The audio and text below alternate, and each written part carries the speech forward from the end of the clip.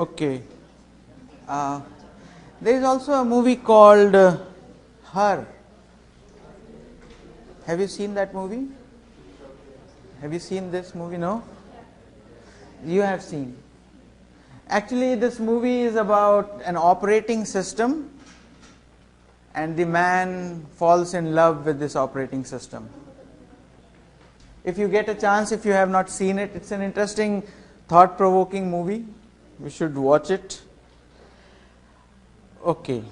So now we'll just go with half an hour or 35 minutes and some interesting stuff that is left.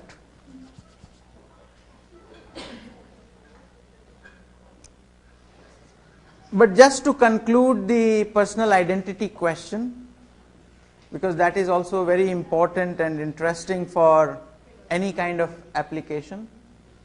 It's a philosophical question, but it is important. There is a story, and the story goes like this. There were two men, and they were like in a new city. They visited it, and then finally one of them got married to one woman in that city, and they both were coming back to their own city. But in between there was these dacoits, thieves in a forest, and they had to go through that forest. But somehow it so happened that these dacoits and these looters, they just killed both of them, and they chopped off their head. And so both of them died. The woman was very upset and very sad that, oh my God, I just got married and my husband is dead.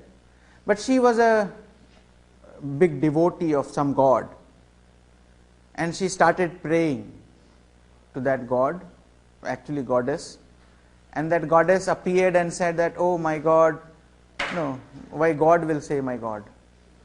Oh my dear child, why so happened that your husband is dead? Don't worry, you have prayed to me a lot, I will pay you back. Now you do one thing, you just put their heads back to their bodies, and once you do it, I will sprinkle some holy water, and then finally they will be alive. So this woman was very happy, and she was jumping, oh my God is going to help me. And she did it, and both of them were alive. But she made a mistake. The mistake she made was that she switched the head. So friend's head and husband's body, and husband's head with the friend's body. And then both of them are standing. And the question is, who is her husband now? So it's a long age question in India, at least I know, because this is an Indian story. And so you understand the question. Head and body of two different people. Who is the husband of this woman? Actual husband. Remember, I put this question, this is I guess around 600-year-old question, but I put it in the recent scenario. Remember that they both have the passport also. So passports usually have face. Later sometime now these latest passports also have, or immigration officers, they take fingerprints also. But let's not consider fingerprints right now. So who is the original husband, actual husband of this woman? The one with the body. One with the body. The body. The one that has memories of the Okay, so where is the memory then? It's in the head. So the person who has the head is the husband of the woman, even if the body is of someone else. All of you agree? Perfect? So that means the brain or the head is what makes us what we are. Okay? Now consider this a little hypothetical situation, but you know, there are these people who have strokes in their head, and there is a very common procedure. So brain has two parts, left hemisphere and right hemisphere. So what doctors do is that they cut the corpus callosum. The corpus callosum is one which connects both of them. And if you cut one part, cut both these parts, people still live. Now, imagine I can think of a biological situation, because these days genetics and biology is advancing. A child is born, and if suppose not child, but even a great man, anyone, any normal man, I take him to the hospital table, cut open his brain, put two brains individually, one I put in another body, one I put it another body. Who will be the original person? Both? So there will be two Amitash.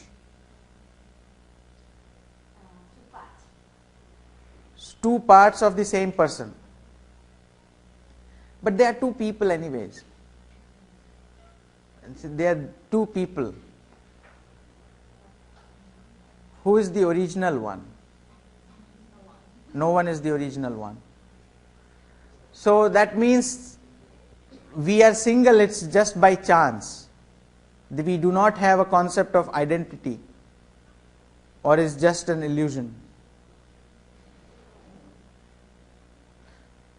You are saying that both of them will be the same person, but the same person, the person itself has a concept of one only.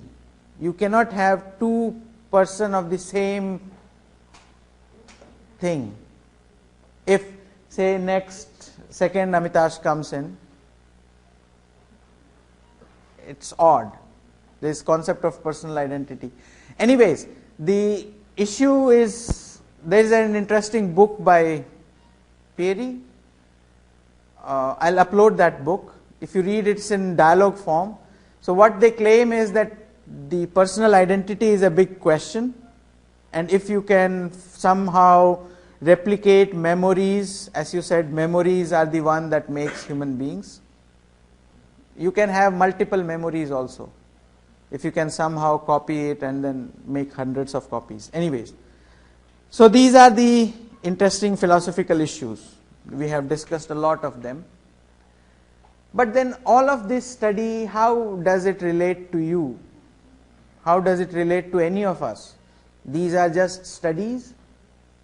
You read them and then you forget about them. Or does cognitive science have real life implications? And real life implications not only for engineers, not only for neuroscientists, for a very common man. How is it related to a very common man? How can you apply these things in your work that you do as a student, as a maybe whatever you do? Before I get into that, I will show you a video again. I don't know if the audio works or not. Using the tongue. Vision through the tongue. Hearing through the eyes. Increase little using bit one more. sense to substitute for another. These concepts were the brainchildren of the late Mexican, totally blind for 30 years. But before that, as a young teenager, he enjoyed playing cards. All right, girls, an 8. It's fantastic.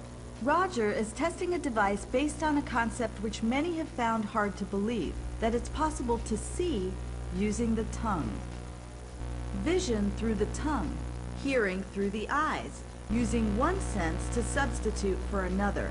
These concepts were the brainchildren of the late Mexican-born neuroscientist Paul Bach-y-Rita. Many considered Bach-y-Rita's brain theories heresy, yet over Okay, so actually what this video is talking about is, there is this man, Bach-y-Rita. So he has come up with something, or now a lot of people are talking about, since we discussed brain, There is a concept of neuroplasticity. Neuroplasticity, as we discussed once, that the brain changes over a period of time if you train it like that. So occipital lobe is responsible for vision system, but if somehow a person is blind, cannot see, what happens to this part of the brain? This is a huge part of occipital lobe. His other senses takes up that real estate, and so that means brain changes over a period of time, and people use it for physiotherapy. People who have lost their, say they are paralyzed or they are, so if you train their brain in a different fashion, their brain starts working. But you can also have multiple modality exchange. So what this person actually does is that he has developed a lot of tools using touch device. So he makes blind people see through touch. And how he does it, it's an interesting thing. 30 years, he and his followers managed to build devices based on his ideas. In this 1976 documentary, Bhakirita explained his theory. The brain is able to use information coming from the skin as if it were coming from the eyes. Bhakirita was bucking the long-held assumption that after early childhood, he argued that the brain was actually that it could undergo major throughout our lives. In this 2003 film, he explained, we don't see with the eyes, for example. We don't hear with the ears. All of that goes on in the... You cannot hear it, no? Can you hear it? Huh? Okay. Remember, if I'm looking at you, the image of you doesn't get beyond my retina, just the back of my eye. From there to the brain, to the rest of the brain, it's pulses along nerves. Well, those pulses aren't any different than the pulses from the big toe. It's the way the information they carry is in the frequency and the pattern of pulses. And so if you can train the brain to extract that kind of information, then you don't need the eye to see. You can have an artificial eye. if all the brain's sensory stimuli are pulses, and pulses from all the senses are similar, the brain might be retrained to substitute one sense for another. Pulses that normally travel to their particular area in the brain might be rerouted to a different senses cortex.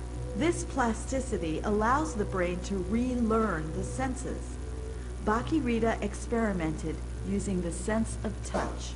The sense of touch has been really neglected, certainly in technological development. So almost everything that's ever been developed to connect something to the brain is via the eyes and the ears.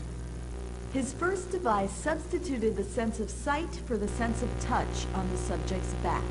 Made from an old dentist's chair, a camera became the eyes, and the light pulses were then routed to blunted needles that delivered the pattern of the object onto the back. It's a telephone, and the receiver is to the right. It's like when you were kids and your brother or sister would draw something on your back, you'd be, guessing what they're drawing. It's the same kind of thing. This is electronically drawing it on my tongue. When I trace it with my tongue, I first determine at the top to see if it's rounded or it's pointed. And when I see that point at the top or more pointed in the tail, then I go, no, it's a spade. And if it's all rounded, then I know it's a club. At the University of Wisconsin-Madison, Mitch Tyler, Yuri Danilov, and Kurt Kazmarek were Bhakirita's chief collaborators at the Tactile Display Lab.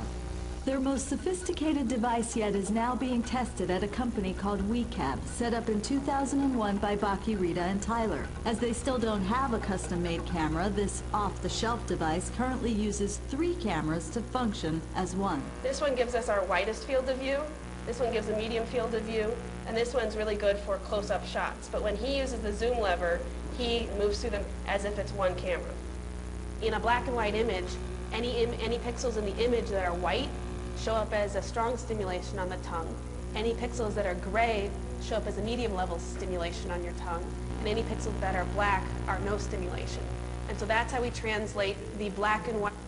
So you have pixels for images, and each pixel is mapped to a simulator.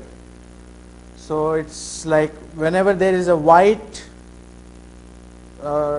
pixel, it gives you more stimulation, and when there is a gray, it gives medium, and black is completely out. So you can imagine that your touch will have some kind of pattern which is appearing, and that is corresponding to your vision. So you can actually learn seeing things using your touch. So this was one tool that they came up with. There is this another one, which controls balance. I said, you mean there's... Had an inner ear infection. Before, and I could reach out and I see the different sized balls, and I visually see them. I could reach out and grab them, not grope or feel for them, pick them up and see the cup, and I could raise my hand, drop it right in the cup. And vision isn't the only sense which can be reorganized with the BrainPort equipment. Mitch Tyler had an illness which put a second device on the fast track. I had an inner ear infection. I woke up one morning and sat upright and fell over on the sofa, and the world was spinning. I thought to myself, this really This is stinks. the If I could vestibular just have system something that told me being where up is retrained. and where I am in space, it would be great. So I wandered in here and proposed this idea to Paul, that what if we could present balance information? Cheryl Schultz also lost her sense of balance. An antibiotic had destroyed the filaments in her inner ears, which transformed sound into nerve pulses. This wrecked her vestibular system, which controls balance. I said, you mean there's nothing that can be done? What do you mean permanent? There's got to be like medicine or surgery or something. I can't live like this for the rest of my life. Are you crazy? Cheryl's life was so impaired that the thought that she would ever again work a regular job, much less ride a bike, seemed impossible. Tyler and Kazmarek built the balance device just like the vision device, but with one difference. Instead of a camera for sight, they used an accelerometer, a full motion tilt sensor in a helmet to transmit head and body position to the tongue. I was sitting in my backyard and I received a call from Dr. Baccarita. And he told me about the study that they were doing with sensory substitution. I'm thinking, all right, I'm going to put this thing on my tongue and it's going to make me feel in balance. Oh, for sure. And I put the device on my... People were blindfolded. Okay, so what they did was that we discussed once. You have the touch and there is an accelerometer on your helmet. When you turn right, so all the electrodes on the right side gives this stimulation. So you feel that, okay, you are leaning towards right. Same is with the left, front and back. So you can rewire your brain. Neuroplasticity is a big deal these days, and people are trying to use it, understanding the concept of brain, that it relearns and learns. But again, the question is that this is for medical purposes. So is this cognitive science only about medical purpose, or does it have any other feature? So there is a concept called usability. Now, this one has lots of slides. I'm not going through all of them, but have you heard this term, usability engineering? The engineering gives little feeling that it's only for engineers, but actually all of us are engineers in some way. We do a lot of engineering stuff. The usability is just the concept that you design your product, your things that you do. It can be an answer in your question, in your exam. It can be a newspaper article that you are writing, anything that you design, anything the way you arrange things in your home. It's all about usability. So things should be usable enough, and how to make it usable? By understanding how brain works. This is one example of how you can make things difficult. There can be a one-to-one mapping, direct mapping, but you can have an indirect way of mapping also.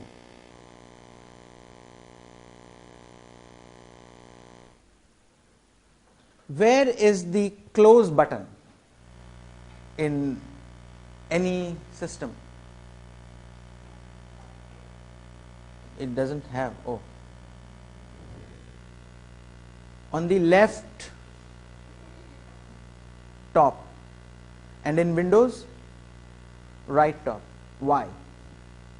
Have you ever thought that where is Gmail logout button? You use Gmail, where is the logout button? Left or right? Right? Left or right, but where? Up or down? Up. Yahoo? Even your bank accounts, any website that you open where you have to log in, where is the logout button? It's always on the right top or left top. It's always on top. Why? Have you ever wondered why? Because it's the first thing we see. Like in our mind, because of our culture, the first thing we see is on top and from left to right. Our brain works like that. But other cultures, maybe they prefer watching from right to left, because maybe they write like that, or from. Okay, so you are saying that it's a language which is, so since you are trained to read from left to right, from top left to right, and that's why you see things on left top first. Our brain is trained. Okay. With that part. This could be one reason,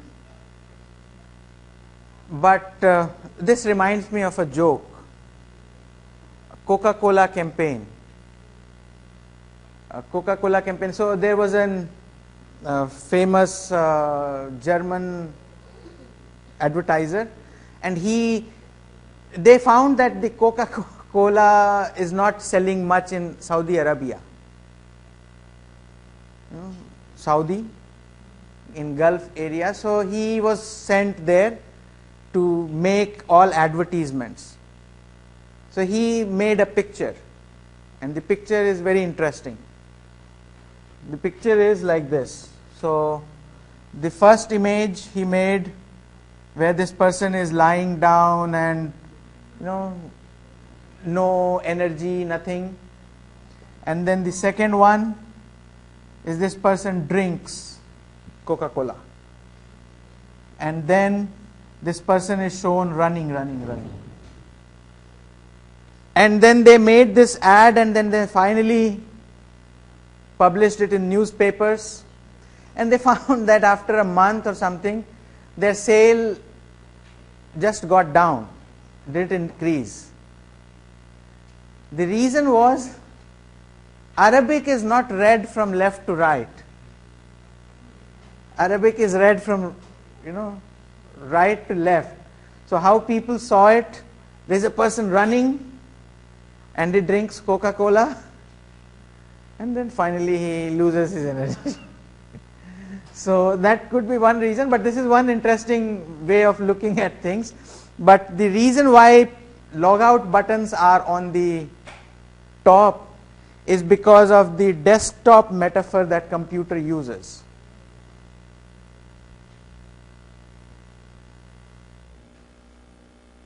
This is called desktop, right? Why is it called desktop?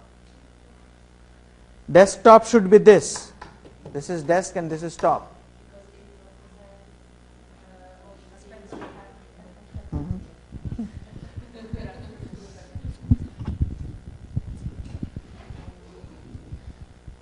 It represents the things that we have on our desk for working or studying or... Okay, so the metaphor actually uses that it's a desktop and then you have things kept on desk. And that's what they wanted to simulate in computer screen. But the point is that when you are done with your work, what happens? You push things up, right? So if you are done, you just put things like this. If you see that, where have you put all your things? here. And the metaphor is not horizontal, but it's vertical. So you just put this thing up here, and all your work which is done should be on left top or right top. So that's why after you are done with your work, it's always on the top left right. This is one very basic small usability concept that people have taken from our daily life. Cut, paste, library management, this itself is called Finder, but it has library system. All of this is done using the idea that people use the way in real life, they should be able to do it in the virtual life also. So it's again point of usability taken, that how brain works. Another one, they did a study and they found that where is the maximum time after your work is done, where is your cursor is kept? It's always on the top right. It's one of the studies. So it confirms the idea that after we are done, we just somehow throw things and it's always on top. One small idea, that is again the usability idea.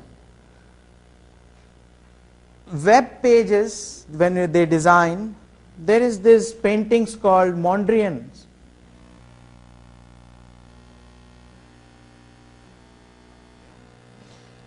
If you see Mondrian's work, they all are very just blocks. But again, now these days people use it for designing because they are considered balanced. We have discussed about visual balance once, and people use it. So usability is not always about designing big things, but even small things. If you design a newspaper article, we did one study where you write the text, the news, and you put the image close to it. Which one people remember more? Image. It's most of the time it's true that people remember image because it's impression. But the point is that then how do you choose an image which represents the best representation of news that you are giving? If your news is something else and your image is completely different, it doesn't match, and people remember the image, that's a usability problem. So when you are designing something, you must be aware that what works more, text reading or image reading. So it's again the cognitive part that is coming into play. That even for designing a very small thing, you must be aware that how people are looking at things. We have talked about Gestalt principle. In Gestalt principle, people use a lot of designers use this Gestalt principle because again, the arrangement of colors, shapes, when you arrange them, how people are going to group it, it's again a problem of cognition. So even for small thing that we are doing, it's the cognitive principles that are working at the very fundamental level, and we must look into that. And that's what the usability engineering is all about. I have these slides. It has 82 slides actually. I'll just show you. I don't want to go through them. If you are interested, you should just download this file, and it's an interesting thing that this will give you some principles in whatever thing you are doing. You were working in Alitalia. Someone said working with Alitalia. Somebody said that somebody was working at Alitalia airplanes. People do a lot of usability studies on designing chairs, arrangement of chairs, lighting. All now is getting into conceptual cognitive level.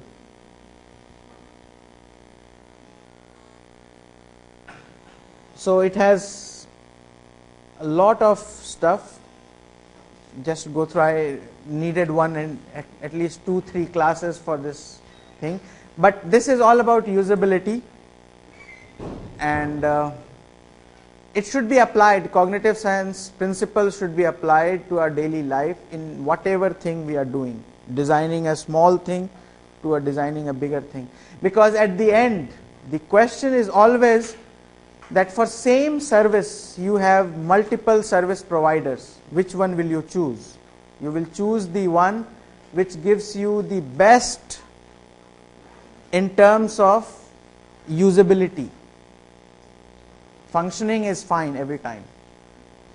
Okay, who all are Android users? Android and iPhone users? Okay. Did you ever have fight? Which one is more usable? Apple? Android people will say no, Android is more usable. Now when we say usable, when we use the term usable, it actually means we are saying that those design concepts that work with our intuitive way of working. So to design a product, you need to have the understanding of how humans interact in daily life and would interact in the virtual world also. All ATM machines have a problem. The last example. And the problem is, can you think what is the problem? And they have not solved it for last how many years? All ATMs, or ATMs means these bankomats, have problems. One big problem. Okay, yeah, so that's the software problem, but that can happen with anything. ATM machine design has a fundamental flaw, and that flaw is a very basic cognitive principle. And that is, ATM machines are designed for only right-hand users. It's not designed for left-hand users. All your confirma, cancel, annula buttons are on right side, not on left side. So again, the point is all scissors are for right-handers. You assume that your product is designed only for right-hand people. What about left-hand people?